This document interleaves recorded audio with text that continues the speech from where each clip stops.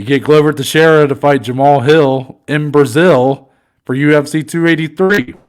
I was Yeah. like, okay. All of a sudden I went, you know what? I'm okay with it. I ain't mad at that one. That's an interesting fight. Now, I do have to say, for every thrill, there's an agony. You got to feel sorry for Anthony Smith. He's sort of left in limbo. I Yeah. guess he found out during the broadcast while he was working the desk that this move had been made, and that ultimately left his main event with Jamahal Hill scrapped. I believe that was supposed to take place in March. So now that kind of leaves Anthony Smith in an awkward place in the division. So I do feel for him, but for this vacant title fight that's been booked for Brazil, Glover Teixeira versus Jamahal Hill, that's a really interesting fight. Really interesting fight because Jamahal Hill has a ton of potential. He's got great power. He's got the youthfulness. He's got explosiveness, the athleticism.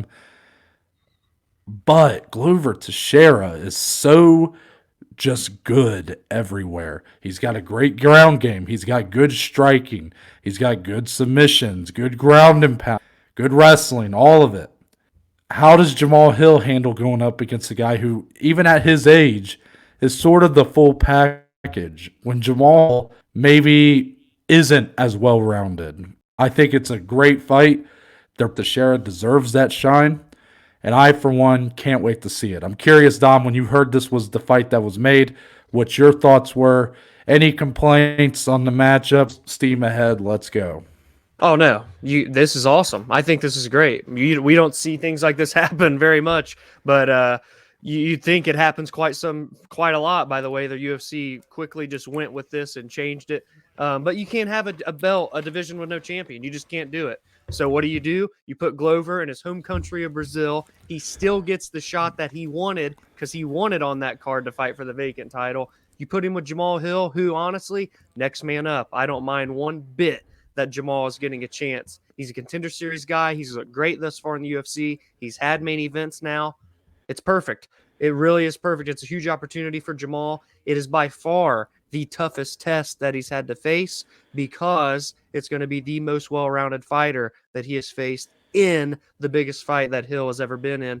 He's going to have to really answer a lot of questions to win this fight. Specifically, can he keep the fight on the feet? Because you have to envision, even though Glover's a good boxer, he does not want to strike with a guy like Jamahal Hill. He wants to go to his bread and butter. He wants to use his grappling and his jiu-jitsu to get the win, much like he did against Jan Blachowicz. Can Hill keep it on the feet? That's the biggest question. If he keeps it on the feet, Jamahal Hill could be a light heavyweight champion. I'm not counting Glover out on the feet. I just think it's a tall task for Glover if it stays standing. I love everything about it. You got to be quick thinking on your feet when you're this big of an organization. They did that. I saw people throwing hate around that they were doing it. Why? Why? The two guys that fought last night can't turn around and just do it again, or can't turn around and fight Glover in January. They just fought for 5 rounds. Magomed doesn't even have legs to walk on this morning, and Jan got beat up pretty bad the final 2 rounds. This is perfect. And the biggest loser of the situation, at least this new fight, is Anthony Smith, like Noah hinted. It hurt me. Oh, it hurt me to watch him find out live, and they interviewed him about it. He was very, very upset. John Anik really took the reins and did good in that segment. So I would imagine the UFC will still take care of our boy Anthony. They're not just going to leave him in the dust. He's a company man. He's a good fighter. He's a fun fighter. A lot of main events under his belt. They'll find something new for him, or maybe even give him a chance to potentially fight the winner because Yuri's out for so long. I wouldn't be surprised if that happens, people. So I think this is the best case scenario for the UFC and for us fans, Noah. I really do.